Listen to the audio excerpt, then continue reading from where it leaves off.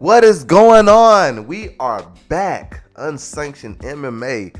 Shout out to Paulo Costa for giving me enough material to do 3 videos on this week, but also making the story change so rapidly that by the time the video gets produced, the story is a new story. This week started off with us knowing that we were going to get Paulo Costa versus Marvin Vettori on UFC Fight Night in a middleweight competition. Later in the week, we learned that Paulo Costa could not make 185. He wanted to do it at a catch weight of 195.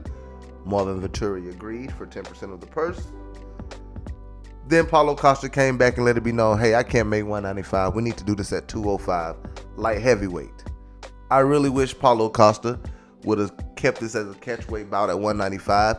One of the videos I did was me coming in here and explaining that the UFC needs a cruiserweight division.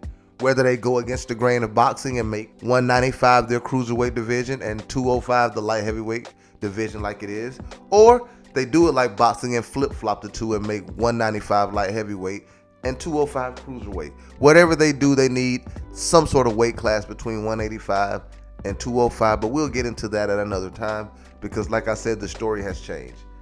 Ali Abadi's, Marvin Vettori, and everybody else's manager, has came out and said that basically he thinks that Paulo Costa is doing this because Paulo Costa wants to be released from the UFC. He also said that he was being told that Paulo Costa will not be allowed to fight in the UFC middleweights class ever again, and that he will do his best to make sure that his next opponent's last name is Magomedov. And I'm pretty sure he's talking about Ruslan Magomedov, who was a UFC heavyweight, who also has a USADA ban for life, so will never fight in the UFC again. So I think what Ali is saying here is that he's going to make sure that Paulo Costa's next fight is somewhere in the middle of nowhere, fighting on a nowhere promotion.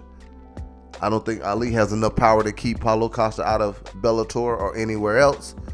But I do want to discuss, why is Paulo Costa possibly looking for a release? As we recall, a while ago, Paulo Costa had a bit of an attitude about the fact that Jake Paul was allegedly or reportedly bringing in the numbers that he's bringing in, and that Paulo Costa is bringing in what he's bringing in. Paulo Costa said he didn't want to see himself fighting someone for less than $300,000, $350,000, when the Jake brothers are bringing in millions of dollars in one night. I don't think Paulo Costa's understanding how internet popularity is working. Because yes, the Paul brothers can go out and make millions of dollars in one night for 8 rounds of work against a former MMA fighter or a nobody boxer with a nice last name. And I'm not talking about Floyd Mayweather, absolute legend. We're talking about Tommy Fury. The Pauls have something that Paulo Costa does not have. The Paul brothers are internet famous. They have millions of followers, millions and tens of millions of followers. They can bring eyeballs to an event in numbers that Paulo Costa just cannot do. So if Paulo Costa is looking to get out of his UFC contract to maybe go get one fight with Jake Paul, then that's an oversight. Paulo Costa has not had the type of MMA career where he could hang it all up right now, go do a one-off fight, and then make that his new thing, or even come back to MMA after this. I don't think Paulo Costa is a big enough draw to make millions of dollars in Bellator. I don't think Paulo Costa is a big enough draw to where Dana White will say, you pull some shit like this, you want to be released, I'm going to grant you your release, and then next year, hey, welcome back.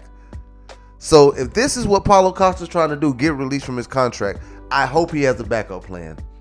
And I hope that that backup plan is at least a 5 or 6 or 7 year plan, because he has at least that much time left in the UFC. He has another 4 or 5 years left in the UFC if he goes to the right weight class, stops missing weight, and comes in and plays ball. He's a top 5 fighter in the middleweight division. He'll become a top 5 fighter in the light heavyweight division in no time. And he is also someone who can maybe start the conversation with the UFC towards making another division between 185 and 205. Just like Kevin Lee is what you need to do it between welterweight and lightweight. But we'll see. We're going to get out of here. Thank you guys for tuning in. You let me know down in the comments. Do you think Paulo Costa can survive outside of the UFC? Or does he need to play ball, become a UFC light heavyweight, and make his way towards the title in that division. Thank you for tuning in. We'll see you next time, unsanctioned.